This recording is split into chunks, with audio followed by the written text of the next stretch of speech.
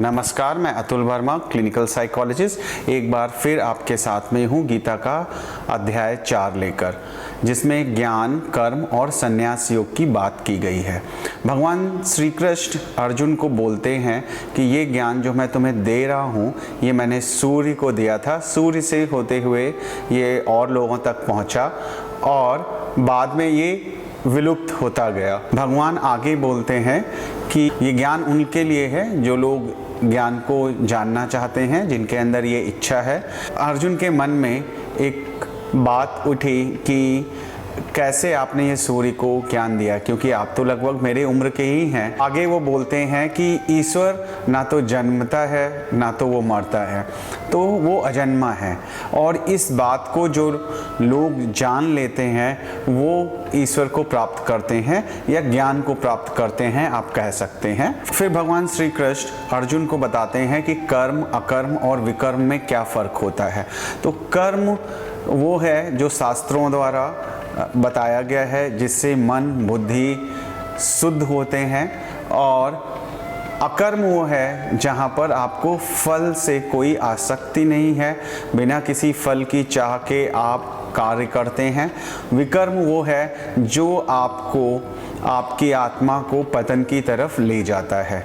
अब यहाँ पर आत्मा की जब हम बात करते हैं तो बात करते हैं अपने रियल सेल्फ की, कि आपका जो रियल सेल्फ है, जो एक डिवाइन सोल है, क्योंकि वो एक डिवाइन का ही पार्ट है, ईश्वर का पार्ट है। जैसा कि हम लोग बात भी करते हैं कि आत्मा परमात्मा का ही एक हिस्सा होता है। फिर आगे भगवान श्री कृष्ण अर्जुन को बताते हैं कि कर्म जो भी हो वो ईश्वर को समर्पित होना चाहिए। यहाँ पे जब हम ईश्वर की बात करते हैं तो बात करते हैं पूरी सोसाइटी की, क्योंकि सारे के सारे लोग ईश्वर का ही एक प्रतिबिंब हैं, जो इंद्रियों, मन और बुद्धि के वश में आकर इन सांसारिक चीज़ों में फंस जाते हैं। भगवान श्री कृष्ण आगे कहते हैं लोगों को यज्ञ करना चाहिए। यज्ञ का अर्थ यहाँ पे है कर्म से, वो भी आपका जो कर्म है वो निष्काम कर्म की बात करते हैं, कि आप अपना सब कुछ निष्काम कर्म करते हुए ईश्वर को सौंप दें, यानी कि लोगों को सौंप दें, सोसाइटी के उत्थान के लिए काम करें, उसकी बात की गई है। और इस तरह के कर्म को यज्ञ की परिभाषा दी गई है, जिसमें सारे इंद्रियों के सुख, सारे जो लालच, लोभ है वो जलकर भस्म हो जाता है।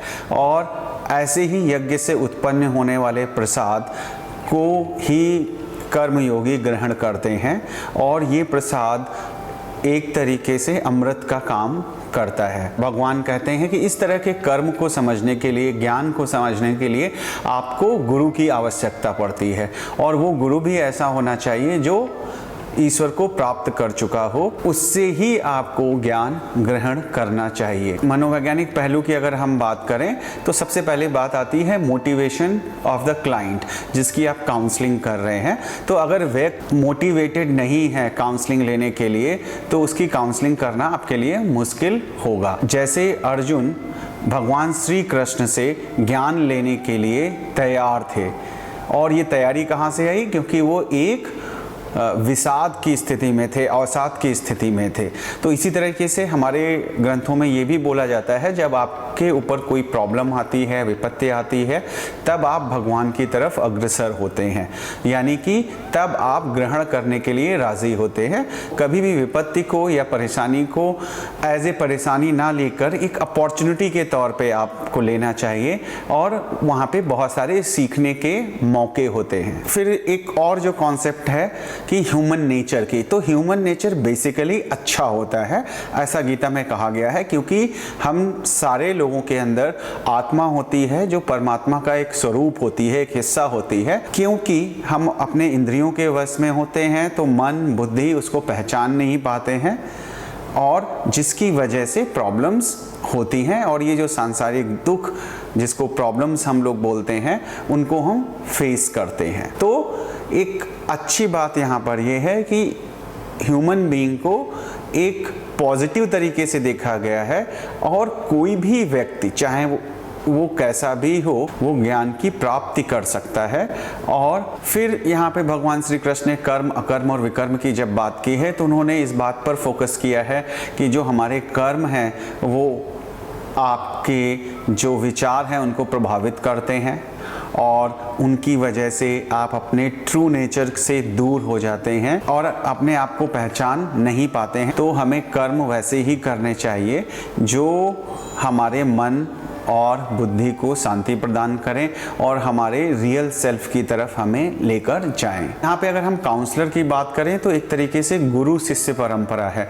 तो काउंसलर का एक जो ओहदा है वो एक गुरु की तरह हो जाता है। तो गुरु होने के लिए आपको नॉलेज होना चाहिए, आपको जेन्युइन होना चाहिए, आपको अपने आप को पहचानना आना चाहिए, तभी आप काउंसलिंग कर पाएंगे।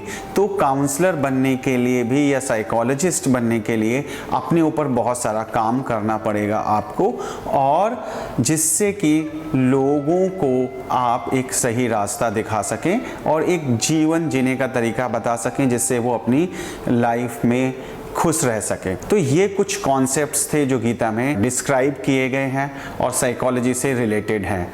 गीता आप उसको एक साइकोथेरेपी बुक भी बोल सकते हैं। तो आज के लिए इतना ही। नेक्स्ट वीडियो में मैं अध्याय 5 के साथ में आपके पास फिर से आऊँगा। आपके जो कमेंट हैं या सजेशंस हैं वो आप कमेंट बॉक्स में लिख सकते हैं, और अध्याय 1, 2 और 3 तीनों के लिंक्स भी डिस्क्रिप्शन बॉक्स में दिए हैं। आप वो वीडियोस भी देख सकते हैं अगर अभी तक आपने नहीं देखे हैं। धन्यवाद।